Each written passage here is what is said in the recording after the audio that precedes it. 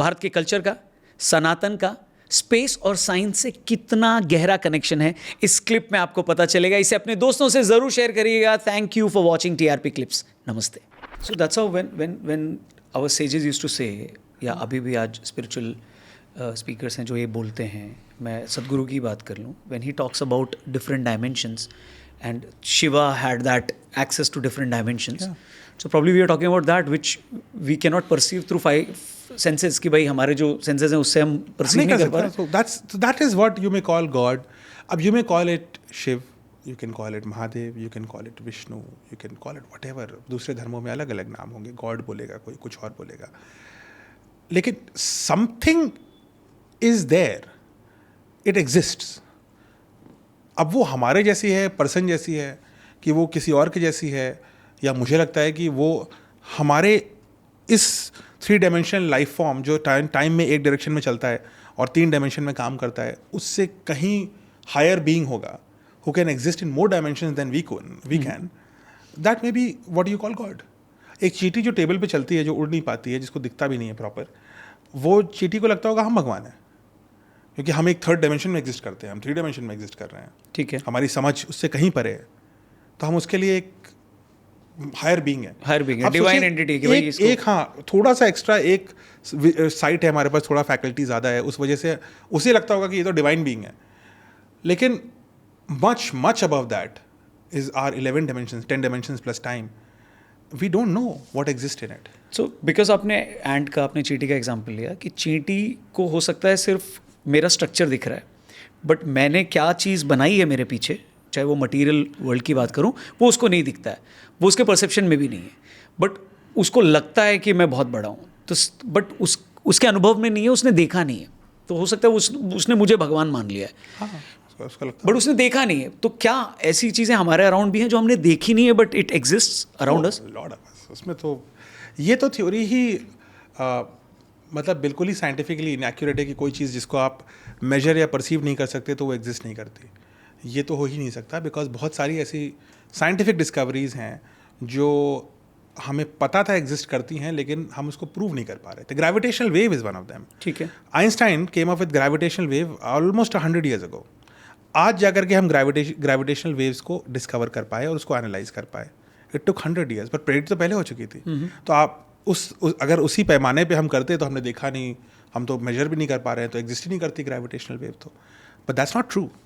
There are things which can exist without, हमारी current scientific rather technological capability नहीं है कि हम उनको कैप्चर या परसीव कर पाएँ.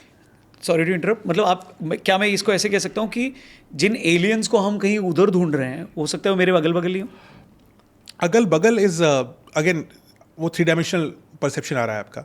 लेकिन हाँ, आप ये कह सकते हैं कि मे बी कोई 4th डायमेंशन है जो यहीं कहीं है, जिसको मैं नहीं परसीव कर सकता, आप नहीं परसीव कर सकते. उसी प्रकार से जैसे एक चींटी जिसकी आंखें नहीं हैं, वो हाइट को परसीव नहीं कर पा रही है. ठीक है. हो सकता है मैं परसीव नहीं कर पा रहा हूँ, और मैं परसीव नहीं कर पा रहा हूँ, लेकिन वो जस्ट यहीं पर है, और बस मैं उस डायमेंशन में चला गया तो मैं तुरंत वहाँ पहुँच जाता, लेकिन मैं उस डायमेंशन में जा ही नहीं सकता. तो मैं एक गुलाम हूँ. I am caged in my little cage of 3 dimensions. तो हो सकता है कि कुछ ऐसी चीज़ें हैं जो हमारे इर्द गिर्द हैं और हमें पता ही नहीं है कि वो हैं, लेकिन हम एक ऐसा क्लू है. अब आपका सवाल ये होना चाहिए, तो फिर ये तो बहुत ही हवाई बात हो गई, तो ये कैसे मैं कह रहा हूँ. एक क्लू है, और इसीलिए वो फोर्स बहुत ही ब्यूटीफुल फोर्स है फिजिक्स में, which is called gravity. Gravity is the only additive force. Gravity वैसे होता बहुत कम है, इस पेन और इस पेन के बीच की ग्रेविटी बहुत कम है. अगर ये मैग्नेट होते तो अट्रैक्शन कहीं ज़्यादा होता, ग्रेविटी बहुत ज़रा सी होती. ठीक है. लेकिन ग्रेविटी हमेशा एडिटिव होती है. तो ग्रेविटी कभी एंटी ग्रेविटी नहीं होती. मैग्नेट तो रिपेल भी कर सकता है, अट्रैक्ट भी कर सकता है, तो कैंसिल हो सकते हैं. लेकिन ग्रेविटी सिर्फ ऐड होती है, एंटी ग्रेविटी नहीं होती, रिपेल नहीं करती ग्रेविटी. तो ये जो ग्रेविटी है, there is so many physicists believe, and it's a very strong theory, is that gravity is by which you can communicate and realize कि ये चीज़ें exist कर रही हैं दूसरे dimensions में. और किसी भी गैलेक्सी को, अगर हम अपनी गैलेक्सी ले लें मिल्की वे, तो जो अगर मैं सारे स्टार्स को जोड़ दूँ और उसके बीच का ब्लैक होल जोड़ दूँ, तो जो ग्रेविटी होनी चाहिए वो एक्चुअल ग्रेविटी से कहीं कम है. यानी calculated gravity is less, actual gravity is high. और वो हमें इसलिए पता है क्योंकि स्टार जैसे स्पिन कर रहे हैं. अगर एक्चुअल ग्रेविटी उतनी होती जितनी कैलकुलेटेड ग्रेविटी है, तो जो बाहर को स्टार स्पिन कर रहे हैं गैलेक्सी में वो सब छिटक जाते हैं। ठीक है। लेकिन ऐसा नहीं होता, यानी उनमें कोई अननोन ग्रेविटी लग रही है। अब वो अननोन ग्रेविटी कहाँ से आ रही है, और वहाँ पे उदय होता है एक टॉपिक का जिसको बोलते हैं हम डार्क मैटर। मतलब वो मैटर जो हम देख नहीं पाते लेकिन उसकी ग्रेविटी हम महसूस कर रहे हैं। संभव है कि वो डार्क मैटर उन डायमेंशंस में रहता है जो हमारे इर्द गिर्द हैं, लेकिन हमारे 3 डायमेंशनल स्पेस से बाहर है। तो there is a whole dark matter which exist. और आपको अगर सिर्फ इसकी कैलकुलेशन से जाएं तो नोन मैटर, यानी हम सब सारे एटम, सूरज, चांद, ब्लैक होल मिला जुला करके, is about 4 to 5% of the universe. Dark matter is about 23% of the universe, यानी कि नोन मैटर से 5 से 6 गुना ज़्यादा इज डार्क मैटर। आप पूछेंगे बाकी क्या है? बाकी is dark energy which is 70+%। अब वो तो हमें बिल्कुल ही नहीं पता डार्क एनर्जी, ठीक है, लेकिन है। तो आप ये सोचो कि सब कुछ, सारे प्रोटॉन इलेक्ट्रॉन मिला लूँ मैं सब, हर चीज़ के, तो भी मैं सिर्फ 4-5% यूनिवर्स समझ पा रहा हूँ। वो भी यूनिवर्स की बात कर रहा हूँ मैं। अब so dark matter is dark matter, but it can be called as unknown matter also. Well, it is unknown to us but it does exist, ठीक है। बट हमें नहीं पता। But that 70% you saying is dark energy. Dark energy. Matter and energy are interconvertible. ठीक है। सो इतना मतलब ब्रह्मांड के लिए या क्रिएटर के लिए कोई ज़्यादा फर्क नहीं पड़ता कि वो मैटर है या एनर्जी है, इज इक्वल टू mc²। ठीक है। बट वो एनर्जी फॉर्म में एग्जिस्ट करता है। अब उसका एक रोल है, हम मानते हैं कि जो यूनिवर्स एक्सपैंड कर रहा है कॉन्स्टेंटली, उसको वो एनर्जी कहाँ से मिल रही है एक्सपैंड करने की? यूनिवर्स ना सिर्फ एक्सपैंड कर रहा है, उसकी रेट ऑफ एक्सपेंशन बढ़ता जा रहा है, मतलब ज़्यादा तेज़ी से एक्सपैंड कर रहा है with every given moment of time. That is because of dark energy. We don't know anything more about it. Dark matter is that hidden gravity. We don't know anything more than this कि वो कहाँ रहता है।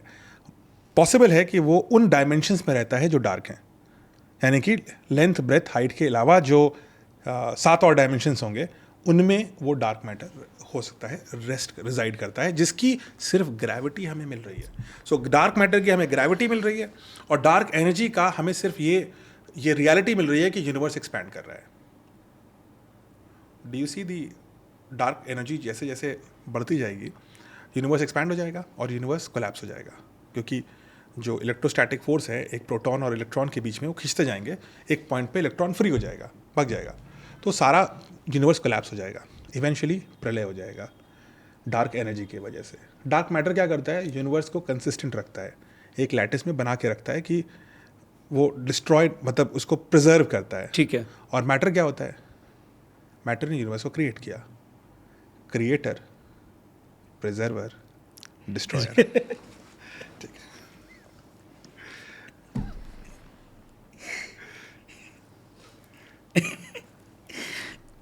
मतलब इतना कुछ हो रहा है और मुझे बॉदर सिर्फ ये करता है कि उसने मेरी गाड़ी पे पीछे ज़्यादा हॉर्न क्यों मार दिया। You know, just one tiny thought destroys every possibility in me to know the cosmos or the universe, because I am entangled with my limited identity. मतलब ये कितना एक स्पिरिचुअल एंगल है इस पूरे डिस्कशन का, कि देखो क्या हो रहा है और आप क्या चीज़ में फंसे हो। जीवन में हम कई बार यही करते हैं ना, हम छोटी चीज़ों में उलझ जाते हैं और बड़ी चीज़ों को देखने, समझने और महसूस करने की जो क्षमता है उसको हम भूल जाते हैं। और जीवन में हर जगह होता है। ये तो हॉर्न का आप एग्जाम्पल दे रहे हैं, और ब्रह्मांड काफ़ी बहुत ही लीनियरली ऑपोजिट चीज़ें हैं।